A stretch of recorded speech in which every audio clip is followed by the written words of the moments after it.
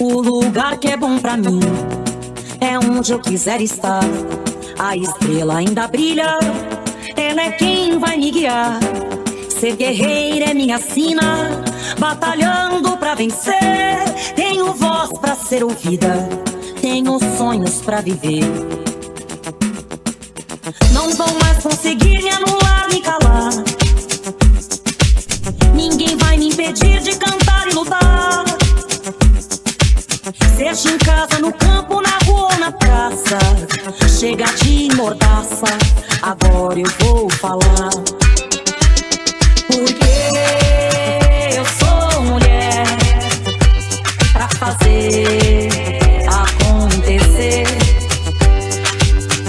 Eu sou uma delas, são elas por elas, ocupando os espaços de poder. Porque eu sou mulher pra fazer acontecer. Eu sou uma delas, são elas por elas, ocupando os espaços de poder.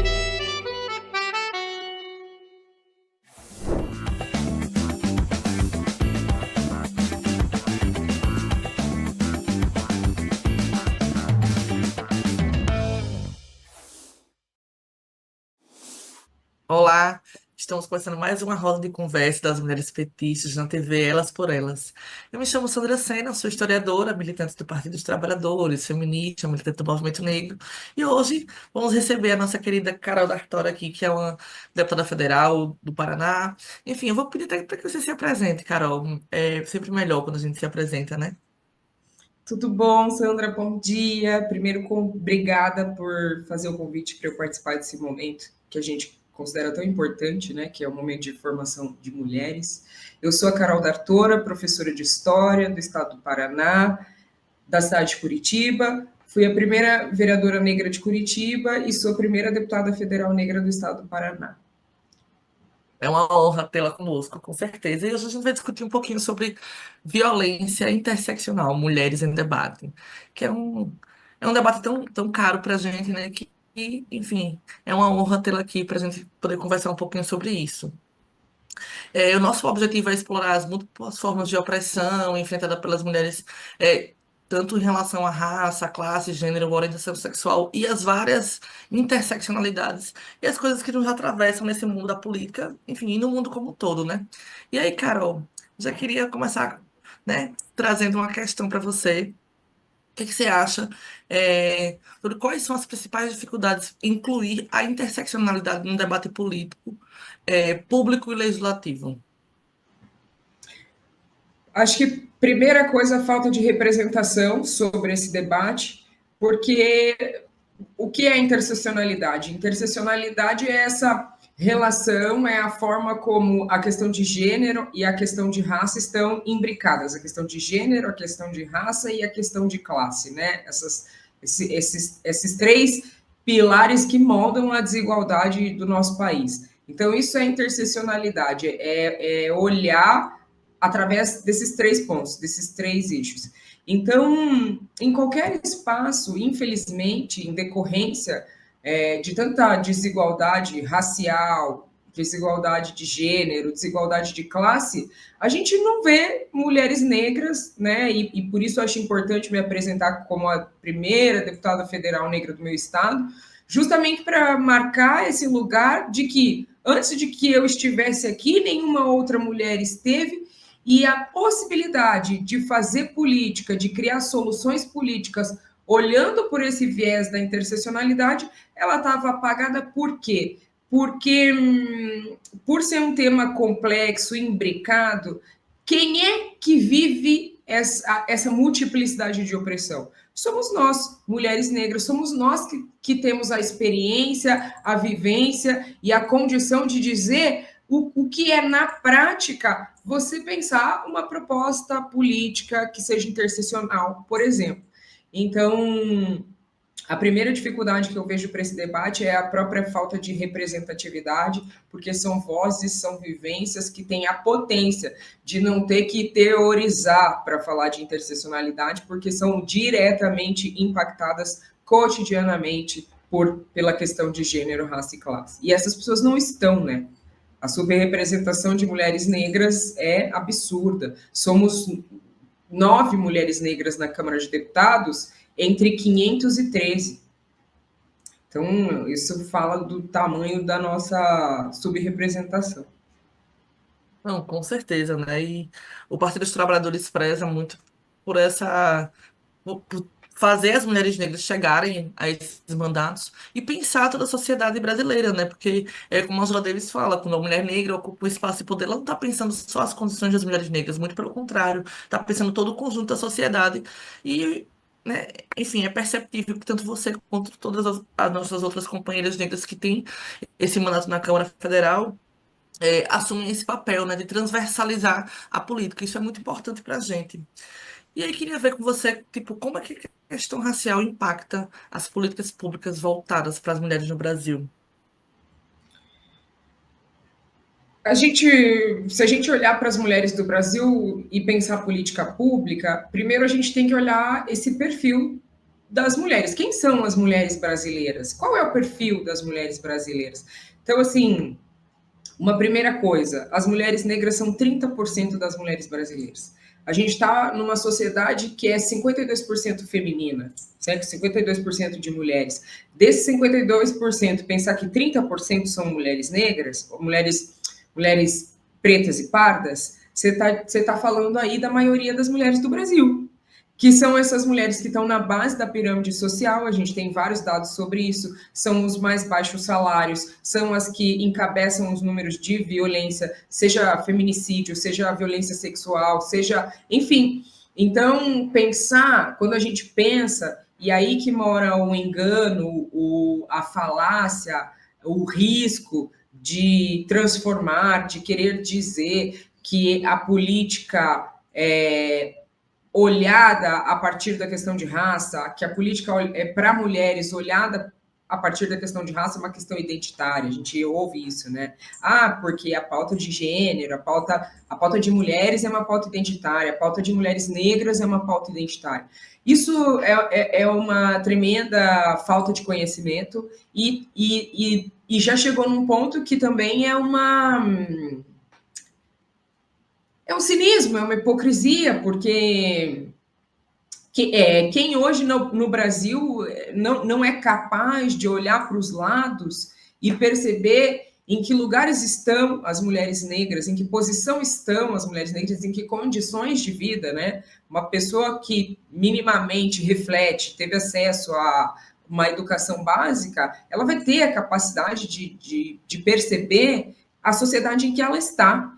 Então, chega a ser um cinismo, porque você dizer que essa pauta é identitária e você não perceber também que se você não fizer política pública para quem está na base da pirâmide social, então, por exemplo, quando a gente olha para as políticas sociais, se olhar o Bolsa Família, uma política como Bolsa Família, muitas pessoas não percebem o viés de raça e gênero no Bolsa Família. Mas a verdade é que a maior parte das pessoas que recebem Bolsa Família são mulheres pobres, mulheres negras. Por quê? Porque essa é a massa, massivamente a maioria do país. E quando você promove política pública para quem está na base da pirâmide social, é o caso do Bolsa Família, por exemplo, uma política pública que ela vai diretamente na base da pirâmide social, você beneficia a sociedade como um todo. Então, essa é a importância de você olhar a questão racial quando você olha política para mulheres. Se a gente for combater o feminicídio, por exemplo, você vai ter que pegar dados que mostram que a maior parte das vítimas de feminicídio são mulheres negras. E aí você vai criar política pública para as mulheres, para impedir que isso aconteça, você vai ter que entender que, por exemplo, você vai ter que ter delegacia, talvez, de mulher num bairro que é periférico. Isso é fazer política para mulheres negras. é fazer política para quem está na base da pirâmide social. Aí você cria uma delegacia especializada no combate à violência contra a mulher, descentraliza essa política, coloca essa política numa periferia, e isso vai prejudicar quem? Muito pelo contrário. Isso vai beneficiar todo aquele lugar, todo aquele bairro, todas as mulheres daquele espaço vão ter acesso a uma política. Então, dizer que a política a política que ela é criada, olhada pelo viés de raça, que isso é uma questão menor, que não atende toda a sociedade brasileira, que é uma questão identitária, isso é uma hipocrisia. Porque o maior produtor de desigualdade no nosso país é o racismo. O racismo cria pobreza, o racismo cria violência, o racismo cria a maior parte dos nossos problemas sociais. Não tem, se você olhar os eixos principais da política pública, educação, saúde e segurança. Por que as escolas públicas do Brasil, por que a gente sofre ainda com uma oferta de educação pública que não é aquela oferta de educação pública de qualidade que a gente sonha, né? A educação brasileira ainda é muito criticada porque é essa educação que ainda não se realizou no sentido de conseguir promover para todas as pessoas de maneira igualitária uma educação de qualidade. Infelizmente, a gente ainda não chegou nesse lugar. Por quê? Porque se você olhar aonde estão as escolas públicas brasileiras, você vai ver que elas estão exatamente atendendo quem? Quem que a educação pública massivamente atende no nosso país? Atende os 56% de população negra, que é negra e pobre, porque quando a gente fala no nosso país, a desigualdade racial é tão real, tão imbricada, com a pobreza, com a questão de classe e de gênero, que quando você fala raça, você já está automaticamente falando classe. No Brasil, quando a gente fala raça, lê-se classe. Quem a educação pública atende? A massa preta e pobre brasileira. É por isso, né, porque se a gente tivesse as famílias brancas, ricas, que têm condição de pagar um colégio particular, se essas famílias estivessem na escola pública, a escola pública talvez já fosse diferente. Então, não existe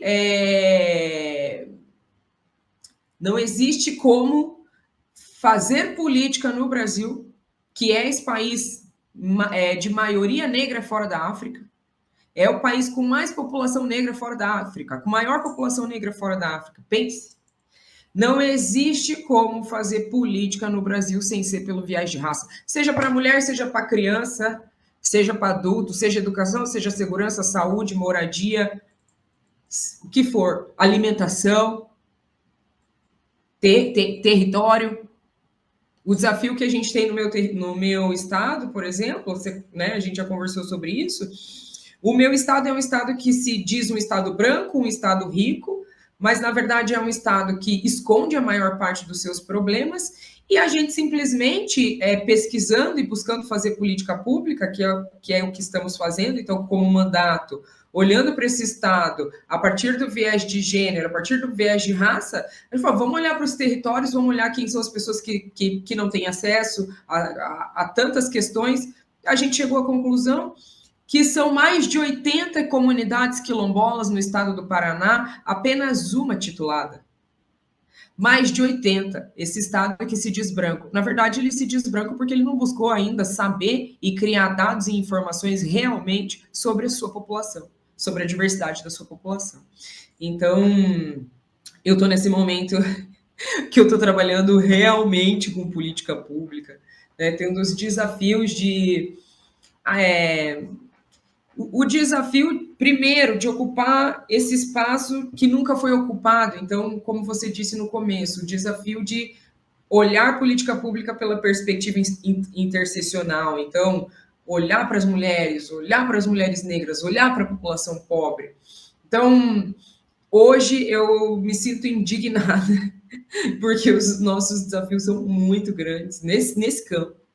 e eu me sinto indignada de ainda ter que ouvir quando eu chego numa bancada, quando eu chego entre outros parlamentares, quando eu digo que a gente tem que destinar recursos, por exemplo, porque é muito do que a gente disputa aqui em Brasília, né? Um mandato de deputado federal tem essa condição de olhar para o orçamento do país, de propor coisas para o orçamento do país, onde os investimentos do país devem estar. E aí você vê que os investimentos vão todos para você construir estrada, para você fazer pedágio, para você passar por cima de território indígena, território quilombola, e quando você diz que esse país, que precisamos ter investimentos em áreas como territórios quilombolas, indígenas, as pessoas dizem, não, isso daí é pauta identitária. Onde que nós vamos como país?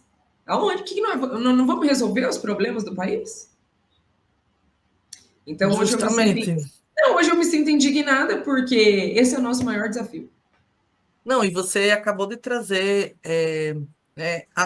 para o debate novamente a renovação da lei de cotas no serviço público. A gente já fez essa conversa, como é importante que a maioria da população consiga se enxergar também nesse serviço sendo ofertado, seja na saúde, na educação, na segurança pública, em todos os lugares, né? Então, essa lei é extremamente importante. E aí pensar também não só a população negra das periferias do Brasil, mas pensar a população quilombola, que você acabou de trazer, pensar a população indígena, que também, né, muitas vezes é silenciada. Esses dias eu ouvi um termo que eu achei muito interessante, que é emudecida. Não é nem silenciada, é emudecida. Porque voz a gente tem muito para falar. E aí você ficou falando aí, eu fiquei pensando o quanto o racismo também é interseccional, né? Ele atinge classe, gênero, faixa etária, território, e tudo isso nos acessos e faltas de acesso. Então, é por isso que é fundamental que mulheres como você tenham esse mandato, para que a gente possa, de fato, conseguir disputar uma outra forma de Brasil, um outro projeto de país, um país que nos caiba, né? E aí, assim, a gente pode passar aqui... que nos veja, que nos atenda. Justamente, a gente pode passar aqui horas falando sobre como os serviços não nos atendem de forma digna mesmo, né? A gente pode discutir violência obstétrica, a gente pode discutir falta de acesso à educação, enfim, várias coisas, né? Mas, assim, independente disso, aliás, paralelo a isso, a gente também ocupa esse lugar na política já tem um tempo. E, obviamente, que a nossa luta não vem de hoje, a nossa luta vem de Palmares, né? São anos de luta, enfrentamento e muita coragem. E aí eu queria saber de você quais avanços você destacaria nesse enfrentamento à violência contra as mulheres negras e periféricas do Brasil. A aprovação, por exemplo, da política de igualdade salarial é um avanço significativo que a gente teve esse ano, falando de política pública mesmo, né, de lei. Então, de lei que transforma. Então, a aprovação da política de igualdade salarial acho extremamente importante, mais uma vez olhando para essa pirâmide social em que a gente tem homens brancos com os maiores salários no topo da pirâmide, seja no espaço em que for, né? Os homens brancos com os maiores salários, depois as mulheres brancas, depois os homens negros e, por último, as mulheres negras. Então, ter uma política que ela você olha, né, igualdade salarial para mulheres, parece uma política que não tem raça imbricada, mas tem, e muito.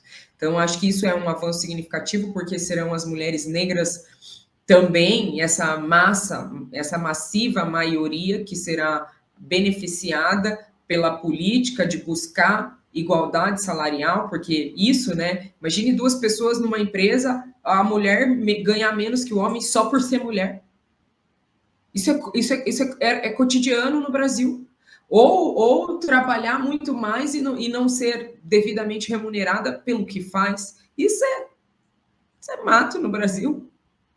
Então, uma política de avanço significativa, a política de cuidados, que foi aprovada também esse ano, política fundamental, importantíssima, a aprovação, aqui pensando só avanços, né? A aprovação da lei de cotas que a gente teve também, tive o orgulho de ser a relatora da aprovação da lei de cotas nos serviços públicos, também uma política que fala diretamente da vida das mulheres, um avanço significativo, porque a gente fez alguns aprimoramentos para que mais espaços sejam ocupados, por pessoas negras, indígenas, quilombolas. Então, por que isso significa um avanço? Isso significa um avanço justamente, vou aproveitar o exemplo que você trouxe, a violência obstétrica. Quem são as maiores impactadas pela violência obstétrica? E por que ela acontece?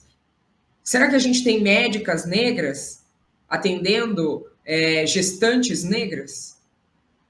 A gente vive num país tão desigual e onde a gente não se vê nos serviços públicos que eu, por exemplo, eu nunca fui atendida por uma ginecologista mulher negra. Você acha que isso daí é o quê? É justo? Tá certo? Tem que ficar assim? Já fui atendida por muito ginecologista homem branco, muitos e muitos mesmo, que inclusive não tinham sensibilidade, não tinham nenhum tipo de... não tiveram humanidade para me atender. Humanidade que falta de sensibilidade que falta, por quê? Porque são esses serviços públicos que são oferecidos para nós e a gente não se vê. São inúmeras pessoas que eu conheço que nunca tiveram uma professora negra, que nunca tiveram uma médica negra, que nunca tiveram nada. Então, também uma política que significa um avanço muito grande para o Brasil, porque é esse avanço de incluir, tornar o serviço público mais representativo e, ao fazer isso, a gente consegue oferecer e garantir direitos básicos para essa população que é, sim, negra, mulher e pobre em maioria. Com certeza. E você, enfim, é o resultado também de muitas lutas do movimento sindical, da educação, né, do Paraná. E acho que a educação é muito importante para a gente pensar não só ocupar os espaços de poder, mas na constituição da política mesmo, na elaboração da política, né? A gente vem do movimento negro educador, então isso é muito importante para a gente conseguir virar essa chave de projeto de país mesmo. E aí eu queria saber qual é o papel que a educação pode desempenhar nessa desconstrução das opressões interseccional, porque você trouxe uma gama de políticas públicas aprovadas recentemente que, enfim, são muito válidas para a nossa população, mas como é que a educação pode desempenhar esse papel na desconstrução das opressões? Hoje eu vejo a educação como a nossa principal ferramenta, mesmo. Talvez seja suspeito falar isso porque sou professora, né? Mas eu vejo a educação como o nosso principal instrumento, o nosso maior instrumento de luta, o mais que tem condição de promover mais transformações e mais rápido é a educação, porque a educação é onde a gente forma mentalidades, é onde a gente se educa para conviver em sociedade.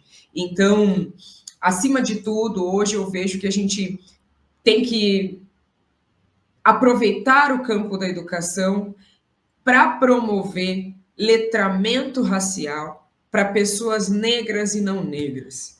A gente ainda tem o desafio de consolidar, de efetivar a lei que foi aprovada pelo presidente Lula lá em 2003, que é a Lei 10.639/03, que é o ensino de história africana e afro-brasileira em todos os currículos, em todos os níveis de ensino, em todos os cursos. Por quê? Porque essa lei é esse instrumento potente para promover letramento racial, educação para as relações étnico-raciais, e quando as pessoas se educam para isso, elas aprendem a conviver, a respeitar, a amar a sua própria diversidade. São pessoas negras ainda no nosso país que precisam aprender que o seu cabelo é lindo sim, que a sua pele é linda sim. Isso ainda existe. É bizarro de falar, mas a gente ainda tem que fazer essa reafirmação, porque estamos num país tão racista que as crianças negras começam a ser torturadas psicologicamente já na primeira infância na escola. Quando chega na escola, o coleguinha da mesma idade já chegou racista de casa,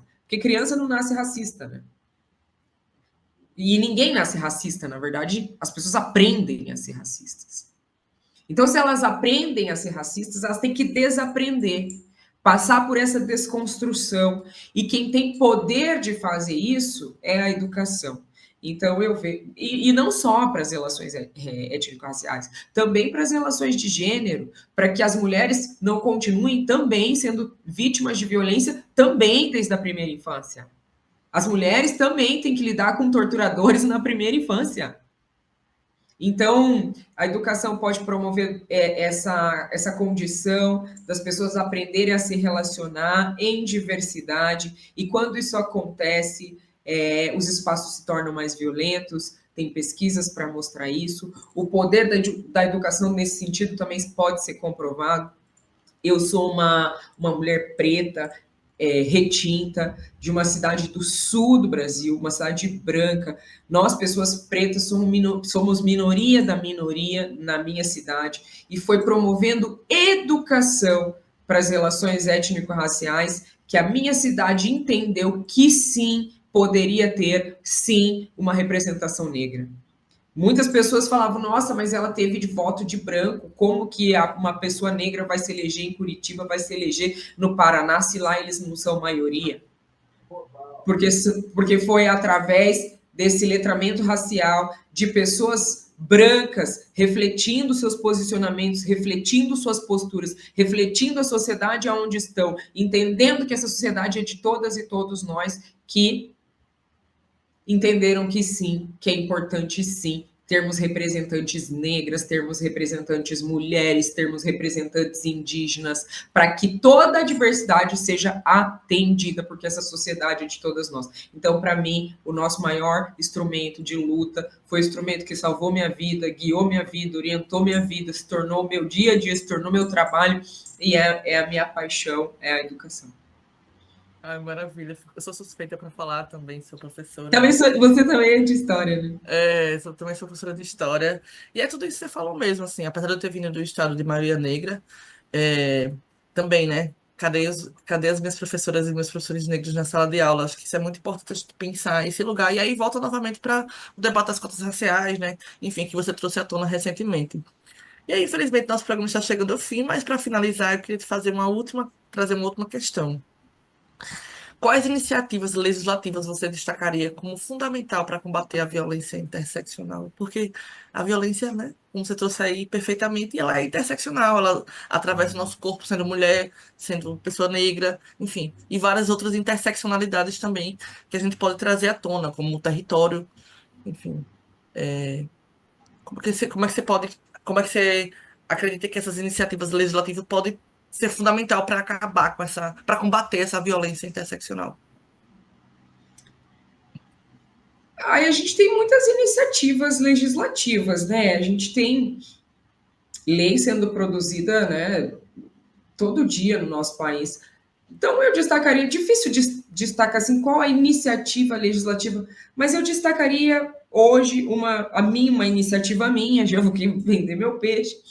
Eu destacaria a lei que eu propus na Câmara, que visa criar um protocolo de proteção a parlamentares ameaçados, né? E que amplia a compreensão do que é a violência política de gênero, amplia para compreender que essa política é interseccional. Então, a minha proposta é que a lei de combate à violência política de gênero se torne combate à violência política de gênero e raça, porque justamente nessa minha trajetória eu percebi e tive que ir desvendando os nós do que é a violência política contra nós. Claro que existe a violência política de gênero, que também é uma lei recente, também está sendo refinada, porque é uma lei recente. E também nós, mulheres, estamos chegando agora nesses espaços políticos institucionais. Então, também esse desafio de ir desvendando e dizendo o que é essa violência, né? A gente tem o desafio de dizer o que é essa violência. E na minha trajetória, eu percebi a questão de raça para além da questão de gênero, ou também junto com a questão de gênero. Por isso propus, e acho que isso é uma proposta, uma iniciativa legislativa importantíssima, porque ela visa garantir a nossa permanência e a nossa atuação. Como disse, foi uma esperança muito grande, foi um movimento muito grande de todo um Estado para que eu ocupasse o espaço que eu ocupo hoje. E esse espaço ser ameaçado, o meu fazer político, a minha atuação política ser constantemente ameaçada, como a minha eu sou ameaçada de morte sistematicamente há 3 anos. Chegando no 4º ano que eu fui entender que essas ameaças me colocaram num estado de depressão, síndrome do pânico, crise de ansiedade, medo de estar em público, não conseguir falar em público, foi minando a minha saúde mental, porque a verdade é que eu estava sofrendo terror psicológico, terrorismo psicológico, terrorismo racial. As ameaças que eu sofria eram: se você estiver em público, eu vou tocar fogo em você em público, eu vou estuprar você eu vou tocar fogo no seu corpo, eu vou te matar dentro do seu gabinete, eu vou te estuprar com o seu corpo morto. Chegou num ponto que eu não dormia mais. E isso é muito injusto, porque para além de ser já só por eu ocupar o espaço que eu ocupo, isso já promove, por si só, já promove educação para as relações étnicas, já promove letramento, é aquilo que a gente fala muito, né? O nosso corpo preto, o corpo preto é um corpo político, aonde quer que ele esteja. O corpo preto é um corpo político. Então, só ocupar já é um ganho, já é uma vitória política. E ao ocupar ainda a condição de propor políticas interseccionais, atender pessoas que nunca foram atendidas, nunca foram olhadas, direcionar investimentos em áreas que ninguém nunca direcionou, que é o que a gente faz quando a gente ocupa. E ao fazer isso ser constantemente ameaçado, isso ser constantemente... o nosso trabalho ele se tornar mais pesado, mais arriscado, mais difícil. Por isso, é muito injusto. Eu não precisei, por exemplo, ter que sair do país, porque a pessoa que estava me ameaçando foi presa, graças às nossas denúncias, né? E nesse nível que chegou, porque foi muita mesmo. E enquanto também eu não expus o que eu estava vivendo, eu também não tive proteção. Né? Algumas pessoas falaram: você vai expor para quê? Vai beneficiar o ameaçador, é isso que ele quer. Só que você fica nesse lugar, né, de o que fazer, o que é certo e o que é errado. A verdade é que eu percebi que enquanto eu não expusesse exatamente o que estava sendo dito para mim há 4 anos, ninguém ia entender. Eu era sempre criticada, né? Então, eu tive que expor para ter sensibilidade. Ao expor, entender o que, de fato, eu precisava de proteção. Mas não cheguei num nível, porque, né, ao expor também a gente conseguiu prender a pessoa que estava promovendo esses ataques. Não cheguei no nível de deputadas que eu conversei que tiveram que sair do país no seu primeiro ano de mandato. Imagine uma mulher, essa deputada que eu conversei, uma mulher negra, trans, que ao ser eleita, no seu primeiro ano de mandato, teve que sair do seu país. Teve que sair do seu país, teve que sair da sua casa, teve que viver todo esse horror psicológico, que é terrível mesmo, é uma violência muito terrível, você sofrer ameaças constantes. Ou seja, e a Polícia Legislativa que me trouxe esse termo, que eu achei muito interessante, quando eles vieram me dizer que eu precisava de proteção e como funciona essa proteção parlamentar, eles disseram assim: a verdade é que a gente vai proteger a sua vida, mas isso é um devassamento da sua atuação. E aí eu perguntei: mas devassamento? Eles falaram: isso é um devassamento da sua atuação parlamentar. Por quê? Porque você foi eleita para estar aqui. Você não foi eleita para ter que sair do país. Então, é uma destruição, né? Um devassamento, uma destruição. Então, é uma injustiça muito grande, porque a gente já tem dificuldades em formulação de políticas públicas, a gente já não é atendido efetivamente, os nossos direitos básicos enquanto mulheres, pobres, negras, já não são garantidos pela subrepresentação em espaços de decisão. Aí, quando a gente consegue eleger uma pessoa e botar ela lá, ela tem que pegar e ir embora, porque senão ela vai morrer. Então, eu acho que essa proposta, essa iniciativa de ampliar a compreensão de violência política de gênero para violência política de gênero e raça, dizer o que é essa violência e também dizer como que a gente faz para proteger um parlamentar, uma parlamentar eleita sem que haja esse devassamento da atuação, eu acho que é uma proposta assim, muito significativa. Com certeza, Carol, você trouxe elementos agora fundamentais para a gente pensar não só eleger mulheres negras, mas com fazer que essas mulheres negras permaneçam com seus mandatos e consigam, de fato, elaborar políticas públicas para a maioria da população. Isso é fundamental, né? Enfim, obviamente que é muito triste tudo isso, né? Que você e diversas outras companheiras passam cotidianamente. Você não é a primeira e nem a última, infelizmente. Infelizmente, Uhum. né? A gente acaba vendo isso na política municipal, nas políticas estaduais e também no governo federal, né? O quanto as mulheres negras são massacradas na política cotidianamente. Uhum. Quantas de nós já foi assassinada nesse processo, né? Enfim, Uhum. Marielle está aí para, né, como infelizmente, um grande, uma grande E caso o de maior símbolo violência, disso, mas tem infelizmente, várias se tornou outras. essa cara da violência política contra mulheres negras, né? Foi a Marielle, sem É, dúvida. com certeza. E a gente tem diversas outras que também são Uhum. assassinadas. Diversas outras, e em outros espaços, defensoras de direitos Justamente. humanos em vários Justamente. lugares. Então, essa proposta é que ela olha justamente para isso. Como que a gente faz a garantia, como que a gente protege, como que a gente garante a atuação das defensoras de direitos humanos do nosso país. Eu costumo dizer que o golpe foi dado por aqueles coronéis que eram chamados de doutores, e hoje eles não são mais os doutores, porque os doutores e as doutoras somos nós. Porque a gente, né, teve acesso à universidade, a gente conseguiu, de fato, alcançar lugares que há 50 anos atrás o nosso povo não conseguia. E, assim, acho que isso é muito a cara do golpe, né? E eles continuam muito incomodados com mulheres como você e com várias outras companheiras que ocupam esse lugar que eu não acho nem que é um lugar de poder, porque de fato a gente ainda não pode, mas é um É, lugar que caminha para que a gente ocupe de fato e sim, e que o poder seja o nosso poder. Não é um poder destrutivo como um deles, mas um poder que dê acesso à maioria do povo brasileiro. E assim, é isso, Carol. Foi muito bom conversar com você, trazer todos esses que elementos bom. aqui tão importantes que você traz. Você é muito valorosa para o Partido dos Trabalhadores, né? Esse grande partido que tem a nossa cor, o nosso tom e a nossa voz. Isso é extremamente importante. E é muito bom estar com você aqui hoje. A gente podia passar horas aqui conversando, mas a gente tem um tempo limitado. Enfim, mas acho que a gente precisa repetir com outros temas que você também pode trazer aqui para nossa TV como um processo de formação também, não só das mulheres, mas um processo de formação do Partido dos Trabalhadores, porque essa TV não é só para as mulheres, né? É uma TV para todo e qualquer militante que, enfim, levante a bandeira do antirracismo, levante a bandeira em defesa das mulheres. Esse você trouxe, o racismo não é só uma tarefa só das pessoas negras combaterem, mas de toda a sociedade. E acho que o Partido dos Trabalhadores tem um papel fundamental nesse processo, né?